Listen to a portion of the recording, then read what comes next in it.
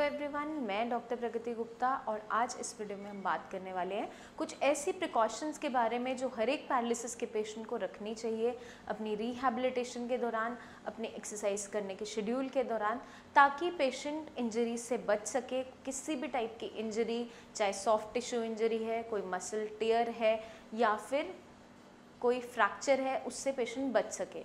इन सब चीज़ों पे ध्यान रखते हुए, उन प्रिकॉशंस को फॉलो करते हुए हमें रिकवरी को स्पीड अप करना है ताकि फटाफट से आपकी रिकवरी आनी स्टार्ट हो जाए। क्योंकि अगर एक बार पेशेंट को इंजरी हो जाती है पैरालिसिस के बाद, ऑलरेडी पेशेंट को स्ट्रोक हुआ है, उसकी मूवमेंट पहले ही रिस्ट्रिक्टेड है, हाथ पैर की मूवमेंट ज़्यादा अच्छी नहीं है, पेशेंट ठीक से चल फिर नहीं पा रहा होता है, हाथ को अच्छे से मूवमेंट नहीं कर पा रहा होता है, उसी कंडीशन के दौरान अगर पेशेंट को एक और इंजरी साथ में हो जाती है, दोबारा से चोट लग जाती है, चाहे मांसपेशियाँ उसकी ठीक से फंक्शन नहीं कर पा रही है, मूवमेंट नहीं कर पा रही है, कम कर रही है, एटलीस्ट एफर्ट लगाने पे कुछ ना कुछ मूवमेंट तो आ रही होती है, बट उस कंडीशन में अगर पेशेंट को दोबारा से चोट लग जाती है, कोई भी इंजरी हो जाती है या किसी टाइप का फ्रैक्चर हो जाता है या सॉफ्ट टिश्यू इंजरी हो जाती है, तो पेशेंट की रिकवरी और ज़्यादा स्लो होती चली जाती है। पेशेंट की रिकवरी जल्दी से जल्दी आए, इसलिए हमें इन प्रिकॉशंस पे खास ध्यान देना होता है और इन्हें फॉलो करना होता है। इन्हीं सब के बारे में हम डिस्कस करेंगे फर्दर इस वीडियो के अंदर। सबसे पहले हम बात करेंगे उस मिस्टेक के बारे में जो ज़्यादातर पेशेंट्स कर रहे होते हैं एक्सरसाइज के दौरान, अपनी फिजियोथेरेपी के दौरान। पेशेंट को कभी भी हमें जर्की मूवमेंट्स नहीं करवानी है। मान लीजिए जैसे मेरे राइट साइड में अगर पैरालिसिस है, अब आप पेशेंट को जब एक्सरसाइज करवा रहे हो, आप इस तरीके से पेशेंट को ज़ोर ज़ोर से एक्सरसाइज करवा रहे हो। अब पेशेंट को इस तरीके से एक्सरसाइज करवाने से नुकसान क्या हो सकता है? पेशेंट की मांसपेशियों में पूरी सेंसेशन नहीं है, पेशेंट को ठंडा गर्म नहीं मालूम पड़ पाता है, कितना आप ज़ोर लगा रहे हो, कितना प्रेशर डाल रहे हो वो भी पता नहीं चल पाता है। उस कंडीशन में अगर हम पेशेंट को इस जर्की मूवमेंट्स के साथ एक्सरसाइज करवाते हैं, अचानक से झटका देते हुए करवाते हैं, तो उसके सॉफ्ट टिश्यूज़ में, उसके मसल्स में, उसके लिगामेंट्स में, उसके टेंडन में किसी भी टाइप की इंजरी हो सकती है, क्योंकि वहाँ पे स्टिफनेस है और रेजिस्टेंस के अगेंस्ट हम बहुत तेज़ी से एक्सरसाइज करवा रहे हैं। तो पेशेंट को क्या देखने को मिल सकता है? पेशेंट के या तो बोन में कोई ना कोई फ्रैक्चर हो जाता है अगर हम बहुत ज़ोर के दबा के पकड़ के एक्सरसाइज करवा रहे हैं। कुछ लोगों की बोन्स ऑलरेडी वीक होती है, ऑस्टियोपोरोसिस हो रहा होता है, हड्डियां कमज़ोर होती हैं, तो वहाँ पे हम अचानक से झटका देने पे जब एक्सरसाइज कराते हैं या ज़ोर के दबा के एक्सरसाइज करवाते हैं, तो क्या देखने को मिलता है? पेशेंट को इंजरी हो सकती है, कोई चोट लग सकती है और उसकी वजह से पेशेंट की मूवमेंट जो अब आ सकती थी एक्सरसाइज करने के बावजूद, एक्सरसाइज करने के बाद आ सकती थी, बेटर हो सकती थी, वो और ज़्यादा रिकवरी पीछे चली जाती है और पेशेंट का जो रिकवरी का टाइम है वो लंबा होता चला जाता है। तो हमें इन सब परेशानियों से बचना है। इन सब परेशानियों से बचने के लिए हमें इन प्रिकॉशंस को अच्छे से फॉलो करना है। तो कभी भी पेशेंट को आप जर्की मूवमेंट से एक्सरसाइज नहीं करवाओगे, ज़ोर से तेज़ी से एक्सरसाइज नहीं करवाओगे। अगर पेशेंट की मांसपेशियों में बहुत ज़्यादा स्टिफनेस है तो आप पहले क्या करोगे? बिल्कुल लाइट हैंड से ऑयल अप्लाई करोगे, मसाज करोगे, लेकिन जो मसाज आपको करनी है बहुत ही जेंटली करनी है, ज़ोर के दबा के नहीं करनी है। ज़ोर के दबा के अगर आप मालिश करते हो तो आपकी जो बोन्स हैं उसमें भी इंजरी हो सकती है, आपकी मांसपेशियों में भी इंजरी हो सकती है अगर आप बहुत तेज़ी से दबा दबा के मालिश करते हो। उससे नुकसान क्या देखने को मिलता है? पेशेंट की स्टिफनेस जो बॉडी में होती है वो और ज़्यादा बढ़ती चली जाती है और पेशेंट की बॉडी में पेन स्टार्ट हो जाता है। तो आपने क्या करना है? बहुत लाइट हैंड से जेंटली ऑयल को जस्ट रब करना है, अप्लाई करना है, जिसे हम लिनेमेंट लगाते हैं, कोई ऑइंटमेंट लगाते हैं, जस्ट लगाना है नीचे से ऊपर की डायरेक्शन में। और उसके बाद हल्की सी वहाँ पे हॉट फर्मेंटेशन किया, ज़रा सी सिकाई की, उसके बाद पेशेंट को हल्का सा सपोर्ट दिया एल्बो से और पेशेंट को बोला कि आप बाहर की तरफ पुश करने की कोशिश करो। आपने जस्ट सपोर्ट किया, एफर्ट पेशेंट का लगवाया, तो इससे क्या होगा? पेशेंट की बॉडी के अंदर इंजरी होने के चांसेस घट जाते हैं, क्योंकि आप रेजिस्टेंस के अगेंस्ट बहुत ज़्यादा दम नहीं लगा रहे हो, बहुत आराम से उसको एक्सरसाइज करवा रहे हो, बहुत जेंटली करवा रहे हो। तो उस कंडीशन में पेशेंट की रिकवरी और अच्छी होती चली जाती है, जल्दी से जल्दी होने लगती है, क्योंकि ब्रेन भी वहाँ पर काम कर रहा है और मांसपेशियों से भी आप काम ले रहे हो। ब्रेन को आप सिखा रहे हो, ब्रेन को आप कमांड कर रहे हो कि आपने एल्बो को बाहर की तरफ लाना है।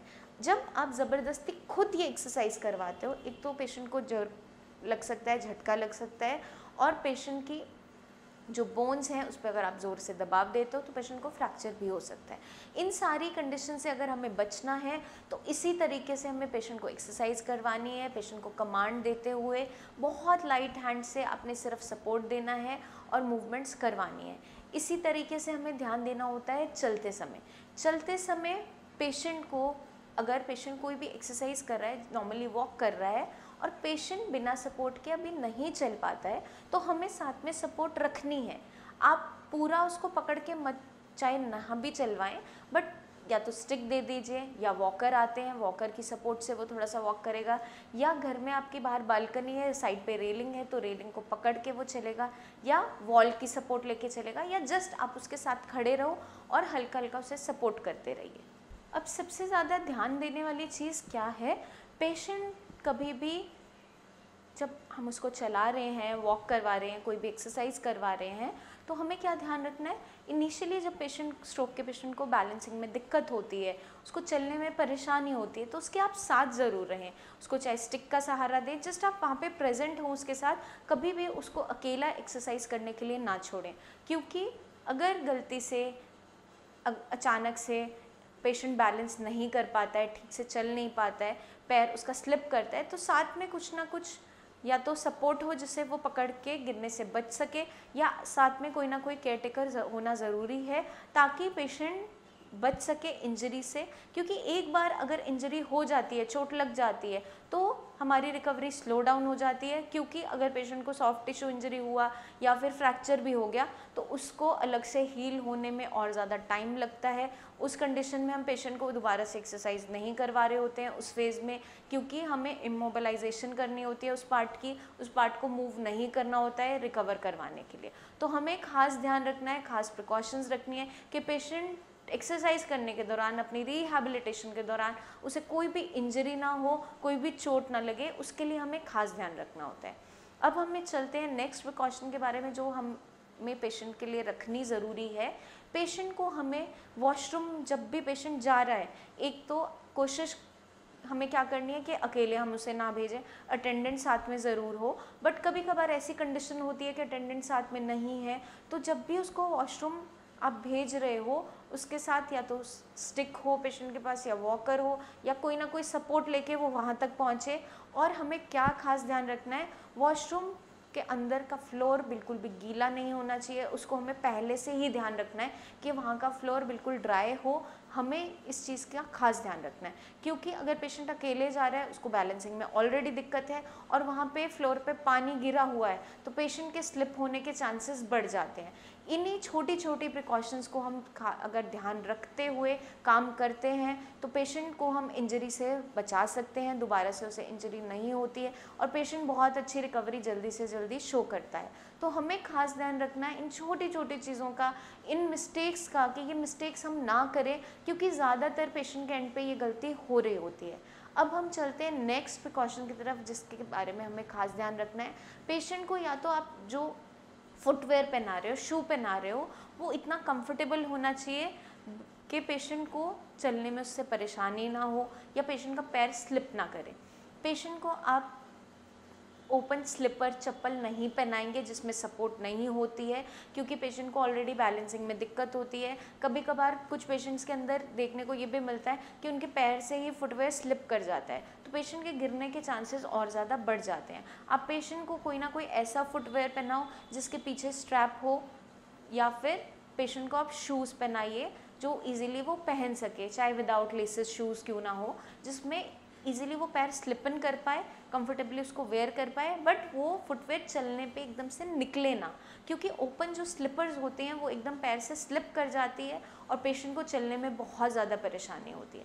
तो अगर हम इन छोटी छोटी चीज़ों के बारे में ध्यान रखें तो पेशेंट इंजरी से, किसी भी चोट से बच पाता है। अब हमें एक और प्रिकॉशन रखनी ज़रूरी हो जाती है, एक और चीज़ के बारे में आपको मैं समझाऊंगी। पेशेंट को जब भी पैरालिसिस हुआ है, स्ट्रोक हुआ है, तो उसके ब्रेन के अंदर या तो क्लॉट आता है या हेमरेज होता है। अब जब भी क्लॉट आता है, हेमरेज होता है, तो पेशेंट का एक साइड ऑफ द बॉडी ज़्यादातर कंडीशन में देखने को मिलता है कि पैरालाइज हो जाता है, मूवमेंट नहीं कर पाता है या कम काम करता है। उस कंडीशन के अंदर पेशेंट की मांसपेशियों में उतनी ताकत नहीं रह जाती कि वो मूवमेंट अच्छे से कर पाए, क्योंकि ब्रेन सिग्नल नहीं भेज पा रहा होता है। ब्रेन अगर कमांड थोड़ी बहुत भेज भी रहा होता है तो उसके मसल्स उसे एक्सेप्ट नहीं कर पा रहे होते हैं और मूवमेंट नहीं कर पा रहे होते हैं। उस कंडीशन के अंदर पेशेंट की हमें लाइट हैंड से ही मसाज करनी है, ज़ोर से तेज़ी से मालिश नहीं करनी है। ज़्यादातर लोग एडवाइस करते हैं कि पैरालिसिस के पेशेंट में मालिश करनी ही नहीं चाहिए। वो इसलिए मना करते हैं क्योंकि पेशेंट ज़्यादातर गलत तरीके से ही करवा रहे होते हैं। बहुत ज़ोर के दबा के तेज़ी से मालिश की जा रही होती है, जिसके अंदर उसके टिश्यूज़, उसके जो मसल्स हैं उसमें डैमेज देखने को मिल जाता है और स्टिफनेस और ज़्यादा बढ़ती चली जाती है, ऐंठन और ज़्यादा बढ़ जाती है। क्योंकि अगर आप ज़ोर के दबा के मालिश करते हो, पेशेंट को दर्द होना स्टार्ट हो जाता है। जैसे ही वहाँ पे दर्द होना शुरू होता है, वहाँ की मांसपेशियाँ और अकड़ती चली जाती है, स्टिफनेस बढ़ती चली जाती है। तो अगर हमें पेशेंट की मालिश करनी भी है और किस कंडीशन में करनी है वो भी मैं आपको समझा देती हूँ। जहाँ पर पेशेंट को बहुत ज़्यादा स्टिफनेस है, हाथ अकड़ा हुआ रहता है, वहाँ आप हल्के हाथ से सपोर्ट दोगे, उंगलियों को खुलवाओगे और लाइट हैंड से जस्ट ऑयल को लगाओगे, जैसे आप लिनेमेंट लगाते हो, ऑइंटमेंट लगाते हो। जेंटली रब करना है, दबा के ज़ोर के प्रेशर से मालिश नहीं करनी है, क्योंकि उसकी वजह से या तो आपकी बोन्स में फ्रैक्चर देखने को मिल सकता है, क्योंकि पेशेंट को पूरी सेंसेशन नहीं हो रही होती है कि कितना दबाव डाला जा रहा है। पेशेंट को पता नहीं चलता कि ठंडा गर्म कुछ भी मालूम नहीं चल रहा होता है, कितना प्रेशर उसकी बॉडी पर डल रहा है वो भी पता नहीं चल रहा होता है इनिशियली। तो हमें जेंटली ही मसाज करनी है, बहुत तेज़ी से मालिश नहीं करनी है, बहुत लाइट हैंड से ऑयल अप्लाई करना है। ऑयल अप्लाई करने का जस्ट पर्पस इतना ही होता है कि वो ब्लड सर्कुलेशन को थोड़ा इम्प्रूव करता है और जो एरिया जहाँ पर स्टिफनेस है लोकली, वहाँ पे ऑयल अप्लाई करने से थोड़ी सी स्टिफनेस कम हो जाती है। लेकिन अगर हम ज़ोर के दबा के मालिश करते हैं तो स्टिफनेस और ज़्यादा बढ़ती चली जाती है। तो हमें ध्यान रखना है कि किस तरीके से हमें मसाज करनी है, किस कंडीशन में करनी है। हर कंडीशन में मसाज एडवाइस नहीं होती। जहाँ पर पेशेंट की बोन्स आपको लगता है वीक हैं, बहुत पेशेंट बहुत कमज़ोर है और जल्दी जल्दी उसको फ्रैक्चर पहले होते रहते थे, उस कंडीशन में आप पेशेंट की मालिश नहीं करवाओगे और ज़ोर के दबा के तो बिल्कुल ही नहीं करनी है। बहुत जेंटली ऑयल अप्लाई करना होता है, वो भी उस कंडीशन में जहाँ पेशेंट की बॉडी में अच्छी स्ट्रेंथ है, उसकी बोन्स ठीक हैं, वीक नहीं थी पहले से, पहले कोई बार बार इंजरी नहीं देखने को मिलती थी और अकड़न पेशेंट की बॉडी में बहुत ज़्यादा है। उसी कंडीशन में आप लाइट हैंड से उसको ऑयल रब करोगे, जेंटली अप्लाई करोगे, या फिर वहाँ पर जहाँ पेशेंट बताता है कि मेरे कंधे में, मेरे बाइसेप्स में, मेरी एल्बो में बहुत पेन है, दर्द होता है मूवमेंट करने पे हल्की सी भी, तो वहाँ पर क्या होता है, बहुत टाइम से उस जॉइंट को ना मूव करने से पेन डेवलप हो जाती है और वहाँ स्टिफनेस आ जाती है। तो आपको जब भी उस जॉइंट की मूवमेंट करवानी है तो हमें थोड़ा सा वहाँ पे मसाज करना पहले ज़रूरी होता है, क्योंकि लुब्रिकेशन होने से बहुत ज़्यादा फ्रिक्शन जनरेट नहीं होती और पेशेंट की मूवमेंट थोड़ी ईजी हो पाती है। तो उस कंडीशन में हम जेंटली ऑयल अप्लाई करेंगे। तो आई होप ये वीडियो मदद करेगी आपको कुछ छोटी छोटी प्रिकॉशंस को जानने में, जो मदद कर जाती हैं पेशेंट को इंजरी से बचाने में, ताकि पेशेंट हमारा जल्दी से जल्दी रिकवर हो, इंडिपेंडेंट हो जाए। अभी मैंने आपको बताया इस वीडियो के अंदर कुछ ऐसी प्रिकॉशंस जो छोटी छोटी मामूली नज़र आने वाली होती है, लेकिन बहुत फ़ायदेमंद होती है अगर हम उसे फॉलो कर लेते हैं। सबसे पहला मैंने आपको बताया कि पेशेंट को ज़ोर से मालिश नहीं करवानी है, बहुत लाइट हैंड से मालिश करवाओगे। जर की मूवमेंट से एक्सरसाइज नहीं करवानी है, तेज़ी से झटके से एक्सरसाइज नहीं करवानी है। पेशेंट जब भी चल रहा है तो उसको या तो सपोर्ट अगर ज़रूरत है, वो बैलेंस ठीक से नहीं कर रहा है तो रेलिंग की सपोर्ट दो, या स्टिक है, वॉकर है, या कोई ना कोई केयरटेकर उसके साथ रहकर ज़रूर एक्सरसाइज करवाए, अकेले नहीं छोड़ना है। और जो पेशेंट का फुटवेयर होना चाहिए वो इतना कंफर्टेबल होना चाहिए और पेशेंट को कोई भी ओपन स्लिपर नहीं हमें पहनानी है, सपोर्ट के साथ या फिर जिसके पीछे कुछ ना कुछ स्ट्रैप हो, जैसे सैंडल्स है, फ्लोटर्स है, उस तरीके का हो कि चलते चलते उसके पैर में से स्लिप ना हो, या पेशेंट को ऐसे जब भी वो फुटवेयर पहनता है उसका पैर फिसले ना, इस तरीके से उसका फुटवेयर होना चाहिए। और जब भी पेशेंट वॉशरूम जा रहा है या तो साथ में आप अकम्पनी करो, उसको लेकर जाओ, या फिर वो सपोर्ट के साथ पकड़ पकड़ के जाएगा। और स्पेशली जो वॉशरूम है वहाँ का फ्लोर वेट नहीं होना चाहिए, पहले से उसको ड्राई रखना आपकी ज़िम्मेदारी बनती है, क्योंकि पेशेंट को स्ट्रोक होने के बाद अगर दोबारा से चोट लग जाती है तो आप ये समझ लीजिए कि उसको रिकवर करवाना बहुत ही मुश्किल होता चला जाता है। हमें इस चीज़ का खास ध्यान रखना होता है। और ज़्यादातर पेशेंट में क्या देखने को मिलता है, कभी कभार जब हम उनकी मालिश कर रहे होते हैं उसके बाद हम पेशेंट की सिकाई भी कर रहे होते हैं। अब जब हम पेशेंट की सिकाई करते हैं तो हमें क्या प्रिकॉशंस रखनी है कि जब भी आप हॉट बैग ले रहे हो या किसी हीट पैड से उसकी सिकाई कर रहे हो तो पहले उसको आप अपने हाथ पे टच करके देखोगे कि कितना ठंडा गर्म वो है। उसके बाद ही आप पेशेंट के हाथ पे उसे रखोगे, या फिर जो हाथ उसका पैरालाइज नहीं है या लेग पैरालाइज नहीं है उस साइड उसको वो टच करके सेंस करवाओगे, फील करवाओगे कि कितना गर्म वो है। अगर पेशेंट को लगता है कि वो सह पाएगा तभी उसको अफेक्टेड पार्ट पे आप हीट अप्लाई करोगे उसके पहले नहीं करोगे। क्योंकि दिक्कत क्या देखने को मिलती है, पेशेंट को ठंडा गर्म मालूम नहीं चल रहा होता है। आपने अगर अचानक से बहुत तेज़ गर्म रख दिया, हॉट बैग रख, फिर हीट पैड रख दिया तो बर्न होने के चांसेस भी होते हैं। पेशेंट की स्किन पे इंजरी हो जाती है, वहाँ पर जल भी सकता है। तो हमें खास ध्यान रखना है, पहले आप उसको अपनी स्किन पे टच करके देखो, या पेशेंट का नॉन अफेक्टेड पार्ट जहाँ ठीक है हाथ पैर वहाँ पर टच करवा के फील करवाओ कि कितना ठंडा गर्म है वो। और अगर वो कितना गर्म है और आप सिकाई कर रहे हो तो उसको एक जगह आपने रख नहीं देना है, हल्का हल्का मूव करके उसकी सिकाई करते रहोगे, जगह बदलते रहोगे, एक पोजीशन में नहीं करना है। पेशेंट को जब आप बेड से उठा के व्हील चेयर पर प्लेस करते हो या बेड से उठा के खड़ा करते हो तो हमें कुछ प्रिकॉशंस ये भी रखनी होती है कि अचानक से झटके से नहीं पेशेंट को उठाना है। क्योंकि जिस साइड पे पेशेंट को मूवमेंट नहीं होती उस साइड पे दिक्कत क्या देखने को मिलती है, पेशेंट का अगर एंकल है, पैर है या हाथ है उसमें पूरी प्रॉपर मूवमेंट नहीं होती तो वो जस्ट ऐसे ही गिर जाता है। तो अगर हम पेशेंट को ठीक से नहीं उठा रहे, सपोर्ट के साथ नहीं उठा रहे, तो अचानक से झटके से जब आप उठाते हो उसके एंकल पे, उसकी रिस्ट पे इंजरी होने के चांसेस बढ़ जाते हैं। क्योंकि वहाँ पे स्ट्रेंथ नहीं होती, वो जस्ट ऐसे प्लेस्ड होता है। तो अचानक से झटका लगने की वजह से पेशेंट को कोई भी इंजरी नहीं होनी चाहिए। तो आप बहुत ही प्रिकॉशंस के साथ पेशेंट को आराम से उठाएंगे। पहले उसको आराम से बिठाओ थोड़ी देर, फिर हाथ से सपोर्ट देते हुए पकड़ के उसको दोबारा खड़ा करो। तो हमें इन छोटी छोटी प्रिकॉशंस का ध्यान रखना है। अगर हम इन चीज़ों के बारे में अच्छे से ध्यान रख लेते हैं तो हमारा पेशेंट बहुत ही जल्दी रिकवर हो जाता है। आई होप ये वीडियो मदद करेगी उन्हीं प्रिकॉशंस को अच्छे तरीके से समझने में। फिर भी आपके माइंड में कोई भी डाउट्स रह जाते हैं अपनी कंडीशन को लेकर, किसी भी चीज़ को लेकर, तो नीचे दिए हुए नंबर्स पर आप अपनी प्रेजेंट वीडियो हमें फॉरवर्ड कीजिए कि प्रेजेंट कंडीशन आपकी क्या है।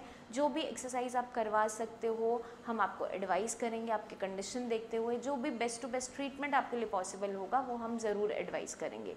जल्दी ही मिलेंगे हम नेक्स्ट वीडियोस में, जिसमें मैं लेकर आऊँगी बहुत सी ऐसी टिप्स जो आपको बचाएंगी पैरालिसिस जैसी खतरनाक बीमारी से। तब तक के लिए अपना खास ध्यान रखिए, प्रिकॉशंस को फॉलो करते रहिए। Take care.